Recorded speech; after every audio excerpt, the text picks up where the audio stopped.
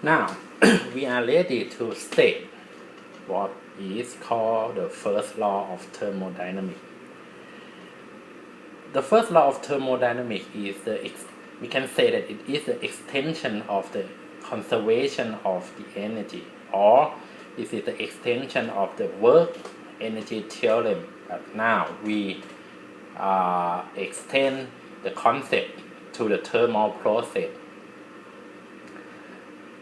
The first law of thermodynamics states that in any process that we have the heat Q enter the system and we have the work W done on the system, the sum of Q and W will equal to the change of the internal energy of the system. So this is simply the work energy theorem, but now it is not only work that is the energy transfer, but we have also the other form of the energy transfer, that is the heat. Okay, this is the first law of the thermodynamics. On this equation, you can see that on the right side of the equation represent the energy transfer. We call these two quantity as the transfer variable.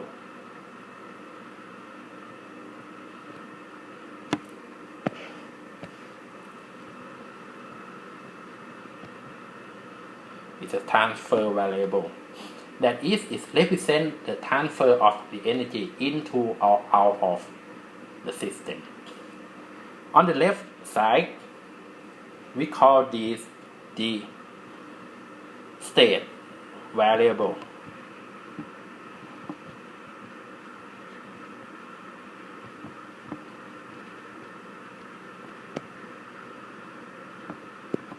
The state variable. The state variable is the variable that is depend on the state of the system only. For example, if we compare these two quantities, the transfer variable depend on the process.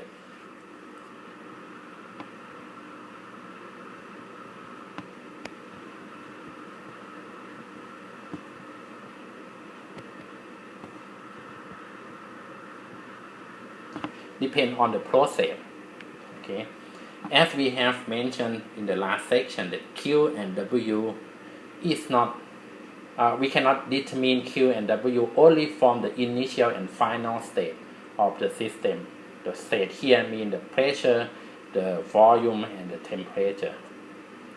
But the energy, on the contrary, the energy is not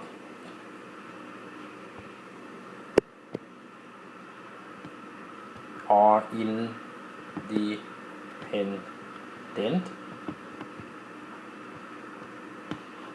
from the process.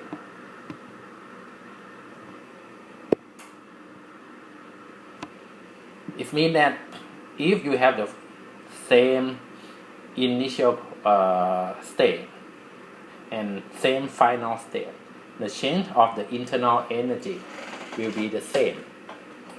This concept is very familiar if you look back to the concept of the potential energy.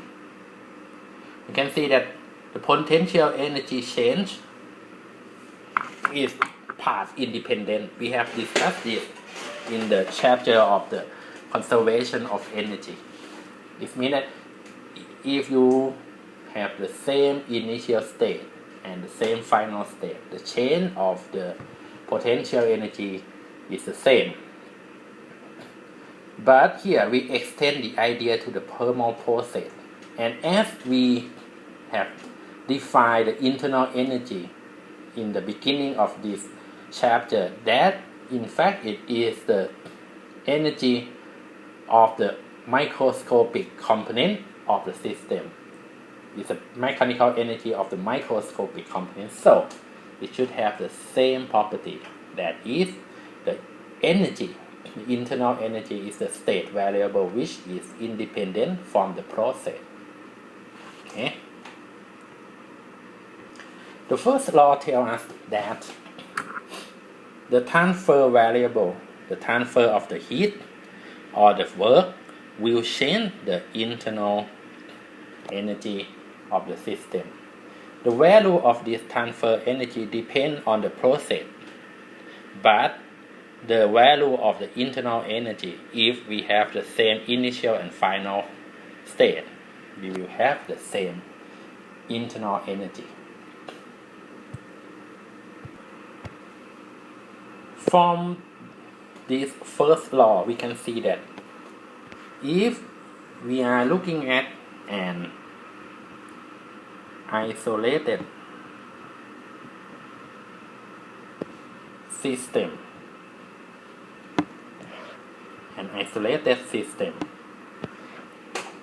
that is, the system has no interaction with the environment. There is no interaction at all with the environment.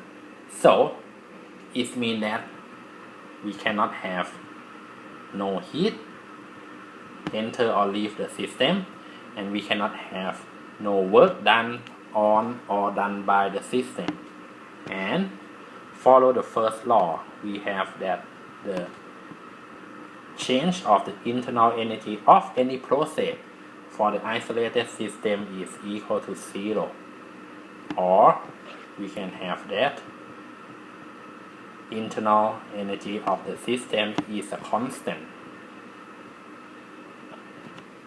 Okay. The other important process that usually happen in the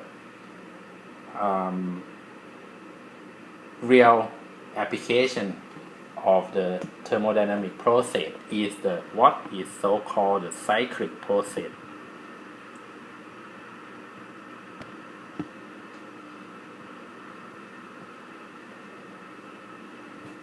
The cyclic process means that the initial state of the system, for example, the pressure, the volume, or the temperature, is equal to the final state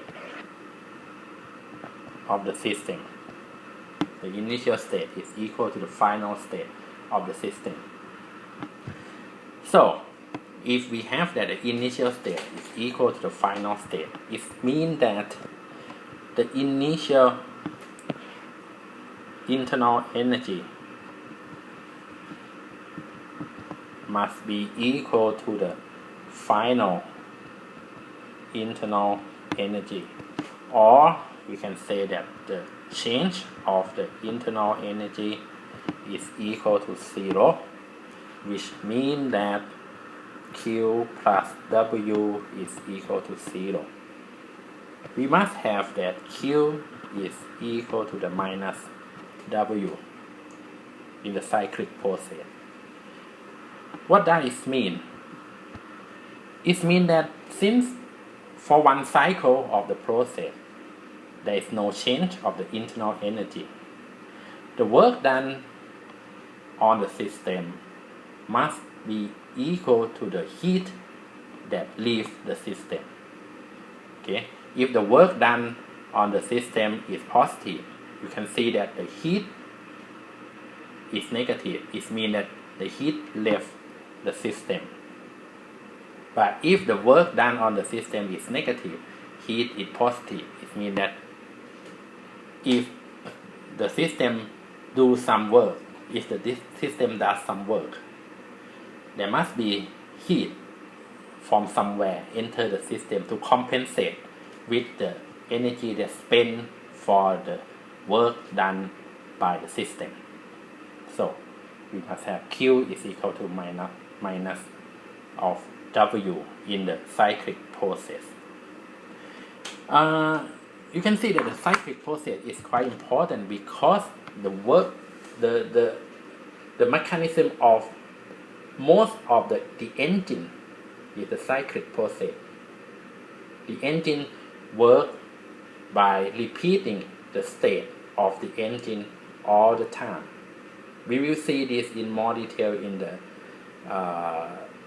chapter on the second law of thermodynamics. But once we know that the process is cyclic, we can say that the internal energy is not changed and Q is equal to the minus of W.